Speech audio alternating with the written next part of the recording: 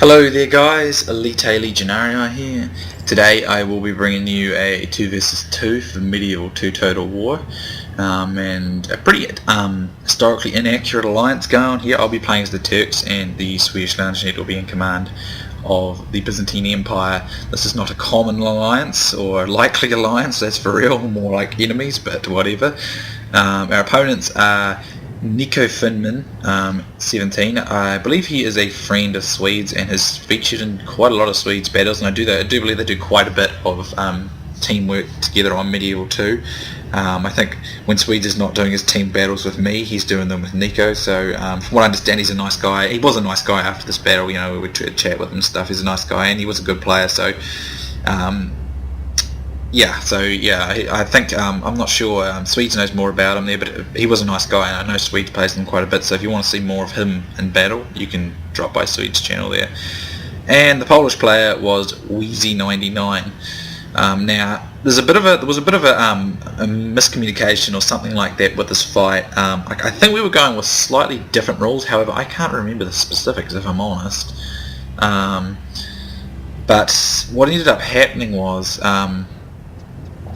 the enemy had a lot more cav than we did, because I think we had 6-2 cav, I think.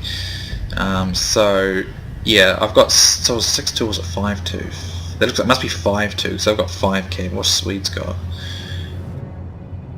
Let's see. He's only got he's got 5 as well. So it must have been the 5-2. But there was something different about the rules, but I can't specifically remember what it was. But we are at a significant disadvantage in this fight. Although the bar would say it's in our favour, I can assure you we are at a disadvantage, mostly because our enemies brought a lot more cavalry than we had, and of course, as we know, or as most Medieval 2 players of any experience know, cavalry is extremely powerful in Medieval 2, so the team that has more cavalry is actually more powerful than the team that does not, even if they have less numbers, because cavalry can very easily destroy infantry in this game. So we'll start with my forces, I suppose. I have got a unit of peasants screening up front. I have 4 Ottoman infantry. Now I always choose, unless it's a siege. Siege is where I make the exception. If it's a field battle, I will always choose Ottoman infantry over Janissary infantry. Now they don't do quite as much damage as Janissary infantry. It's close, but not quite as much. But the difference that sells it for me is Ottoman infantry have 4 extra melee defense or just armor defense and stuff like that, so they can last in a missile duel a lot longer than the Janissary infantry, and they're slightly cheaper. So overall, if they get stuck in a melee fight, they do better, and in a protracted long missile duel they can take more punishment, and they can still dish out a fair amount of damage because there's not that much. They don't do that much less damage than the Janissary infantry. So in a field battle, I almost always go with Ottoman infantry over Janissary infantry, just because they're cheaper and I find them more cost effective what they can do. I make the exception in a siege where extra hitting power is actually more useful, because the siege, being inside a castle, inside a wall or anything like that, gives you enough defense as it is, so it's actually better to use the Janissary there, because you can also deploy stakes with the Janissary. But I don't tend to use stakes very often on field battles, because most people just avoid them or go around them, so they're not that effective there. Well, they're still effective, but they're not as effective as they can be in a siege. Anyway, my infantry consists of halberd militia. I think I got 2 Janissary infantry, but 2 or 3. I think it's 3 Janissary heavy infantry, and then there's like 4 halberd militia for my infantry. Then I've got 1, 2, 3, 4 Nefertones, and my cavalry is 2 Alan light cav. I love that unit. This is an awesome unit. Every time I play as like the Turks or the Byzantines, I always use them. This is a superb piece of light cavalry, very hardcore. A bodyguard and 2 Sipahi missile cavalry, so no Capiculu this time. I like Capiculu, but I do think they're overpriced for what they can do. That's my force. Swedes force, we have, I believe it was 1, 3, 5, so hold on, wait a minute. 2 Byzantine Guard Archers, 3 Byzantine Guard Archers, 4 Byzantine Guard Archers, and 1 Trebizond Archer, screened by 2 Byzantine Spearmen. Then he's playing a more heavy infantry role than I was going more cav, I think. He's got, looks like, 6 dismounted Latin. Wait a minute, no it's not. It's 4 dismounted Latin and 2 dismounted Byzantine Lancers. Then 2 Varangian Guard, a bodyguard, 2 Latin Concav, a Cataphractoi, and a Valeritai horse archer. Now this is where it got quite nasty for us. Wheezy is playing as Poland, and he didn't. I think he misunderstood the rules, and he brought an absolute horde of cavalry. And Poland's got a good mix of very good cavalry. So he's got 4 Lithuanian cavalry, as horse archers. He has 4 Polish nobles. This is a pretty good cav unit. It goes skirmish and melee. It's not super powerful in melee, but it can still do a bunch of damage to infantry, and it's good on the skirmish. And good counter sort of a lot of units. It's a very good mixed unit. Then he's got 4 hussars, very good. As I've said in other videos, very good sort of medium to heavy cav unit. Very hard hitting, very good in a melee fight, but very quick around the battlefield, very useful. And he's got a bodyguard. His infantry's just all woodsmen and some Lithuanian archers here as well, so nothing too fancy there, but that cavalry wing is going to be a pretty big scary force for us. And then Nico's got, he's got 4 Turkish archers. Interesting that he went with them instead of the Sabadar militia or Mongol infantry. Then he's got the spear militia screening. He's got probably a little more than I would recommend. Then he's got dismounted heavy archers. So he's got 4 of those. Actually, I don't think the Timurids have Mongol infantry. I might have been getting muddled. It's the dismounted heavy archers. They are a good archer unit, as I said in that last battle we did. Then he's got 2 units of Mongol heavy lancers, a bodyguard, he's got a peasant archer out here, and then he's got 4 units of Turkish horse archers. So he did follow the rules with cavalry. Well, actually no, he's got 1 more cav than he should have had, but actually no, 2, but it doesn't really matter, I don't think. We're not too bothered. So anyway, we're at a significant disadvantage simply because our opponents have such an enormous cavalry advantage. We have 10 cav, they have, I think, well, let me just recount. Poland's got 9, 10, 11, 12, 13, and then yeah, they've got like near enough to 20. We've only got about 10, so we're nearly only got twice as much cavalry as us, which puts us at a disadvantage here. But we're going to do a bit of skirmishing at first. Nico is, I believe, going to move his archers onto my flank, as I suspected. I'm going to draw my Sipahi a little closer to my own infantry and my own archer support here, so I can support against the superior numbers of his Turkish horse archers there. Fortunately, they're more lower quality archers that he's brought, which does come in handy. Over here, Swede is now skirmishing here. Wheezy has deployed his Lithuanian archers a bit wrong, so they're all kind of intermingling into each other. This just means he's not going to do is he's going to take a lot more damage than he otherwise would. Now you have to watch this in like Rome Total War as well, and Medieval 2, that just doesn't happen, and I suppose Rome 2 as well. Anything where you've got the circle formation, as you can see, these Valeritai are doing quite a bit of damage to these units simply because they're getting more hits in them. Over here, going to skirmish away a bit. Got my guys in the fight here, and they do hold out for quite some time. His Turkish archers are outclassed, however I don't have numbers in my favour. As you can see, I'm up against quite a few, or like twice as many archers pretty much. So I believe in a moment I'm going to ask Swedes to move some guys over and give me some cover, because my Ottoman infantry do a superb job, but it's just like the 2-to-1 rates, not not feasible even for them. So I send these guys over here. I noticed they weren't going into Cantab circle, so what I'm going to do is split them up from each other so they will go into circle.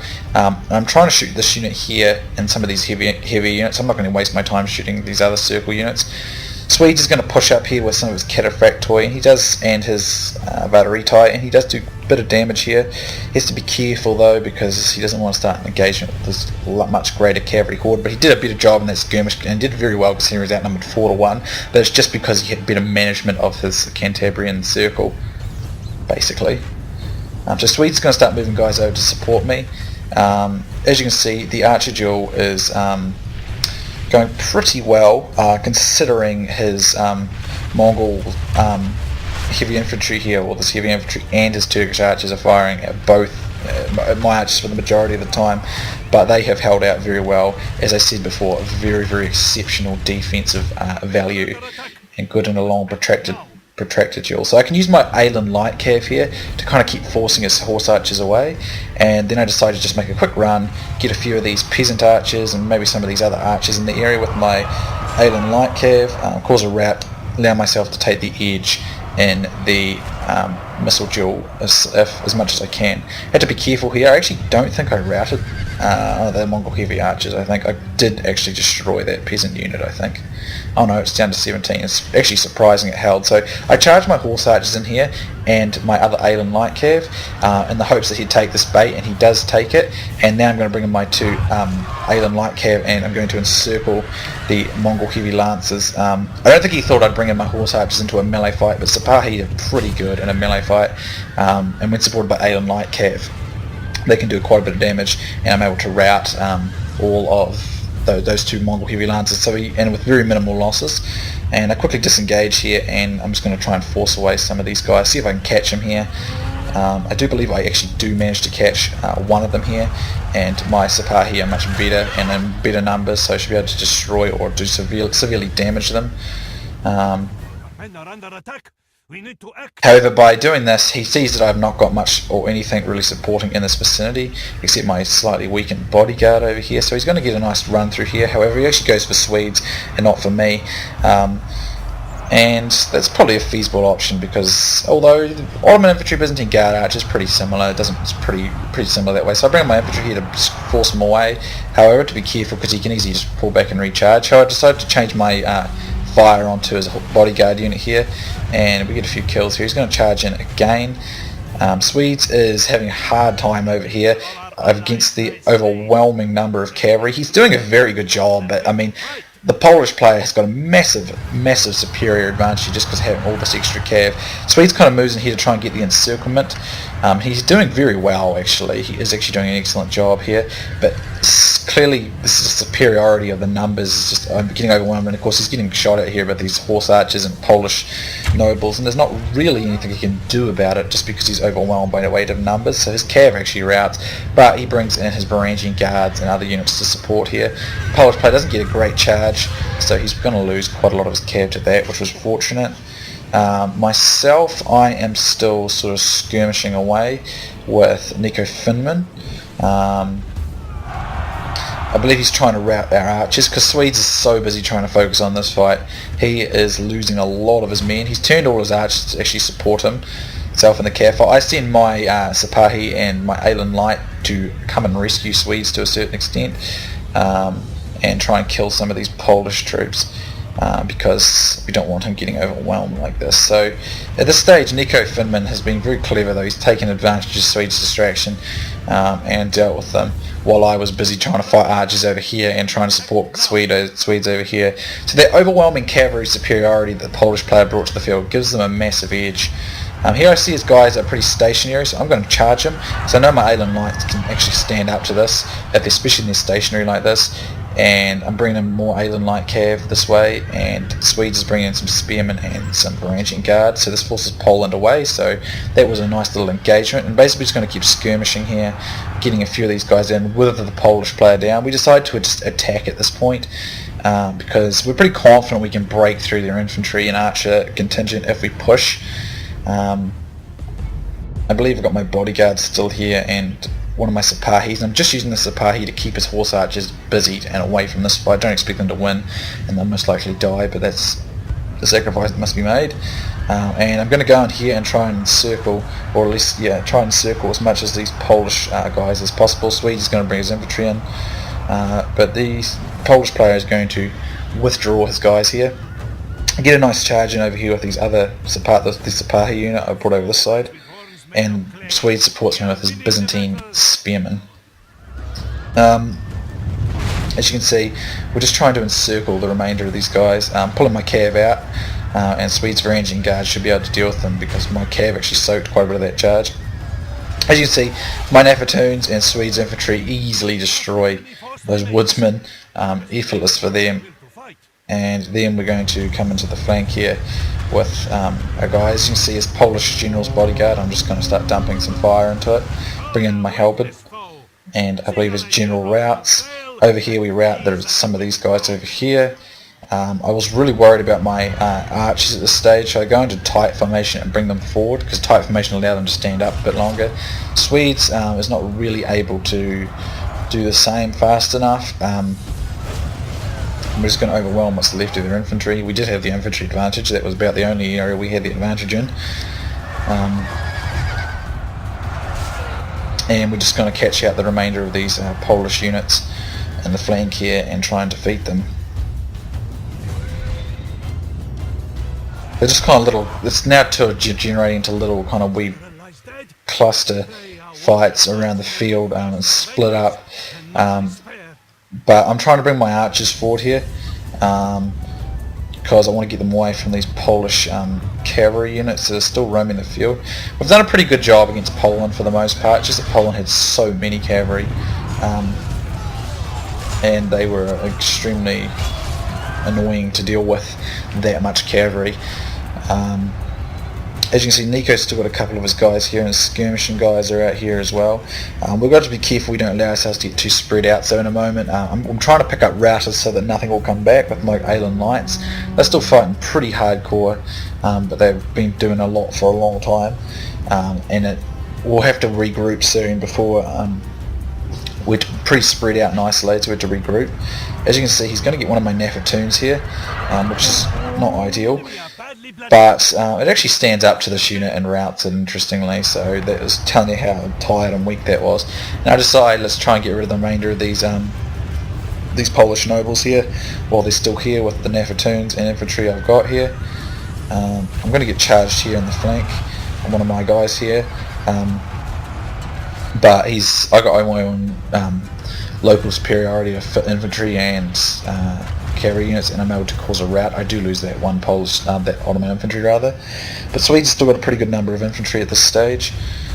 Nico's though still got a pretty decent force left, but it shouldn't be enough to stop us. Now that we've finally got rid of all that Polish cav, or pretty much all of it, I don't think there's anything left that's much of a threat. I'm still just picking up some routers here, just making sure that nothing was going to regroup and get into our flank with my Alan light cav. I think we'll just double speed actually, not even triple, just while we do that. So we're just picking up routers and we just reform our lines over here. Nico's going to do the same. I believe I was using my bodyguard here to cause a bit of disruption, try and catch some things. Basically we've run the Polish player off enough to keep him out. Over here I'm going to catch the enemy's Turkish horse archers, even though it's like a full unit of 20. My Alan light cav are only about 7 men there, but Alan light cav are incredibly good cavalry, and they are going to be able to destroy his horse archers, I think. So I mean, it's a very, very good unit. I got a lot of kills with it in this fight, if I remember correctly. It's extremely useful. The Turks and the Byzantines have access to it. I'm not sure who else get. I think that's just those two. I don't think Egypt can get it, even though it's probably within the same era. Russia, maybe Russia can. Yeah, Russia might be able to get it as well. I'm not sure. Can't remember. I know that Byzantines and Turks can get it though. So I'm just going to start skirmishing away here, because I've still got a good number of these Ottoman infantry. As I told you before, I mean, look, a lot of them taking serious beating in this fight, but they hold out for a long time, because they are a very serious. Seriously capable melee defense-wise. He does get a good charge. I mean, they're not going to charge up to stand up to a lot of cavalry types. There was only a horse archer though, so I was able to actually rout it. And at this stage, I've still got enough archer units here to carry this on. But I think in a moment I'm going to decide just to attack, probably because he's still got a bunch of these Turkish archers. So he'd win that, actually win that, because he's still got a lot of missile units. But like I said in the last video, these dismounted heavy archers for the Timurids are good at melee fighting as well. So we just decided to charge him here, as you can see. And he's going to just retreat and withdraw. I leave my archers behind, so that every time he does this, I'll be able to get shots on him. So he goes into tight formation, which is exactly what he should do. I use my cav here just to charge him, disrupt him, stop him from being able to run away further, and Swede is going to get into him with his Latin con, and he should be able to take that. And even if it does look like get pear-shaped on us, I've got my Nafatoons in support at this stage. And I throw in my own infantry as well. And I believe I'll probably target this bodyguards unit in a moment. as you can see, because they're routing pretty quickly. Sweden's going to come around here. Missile fire is still coming in, of course.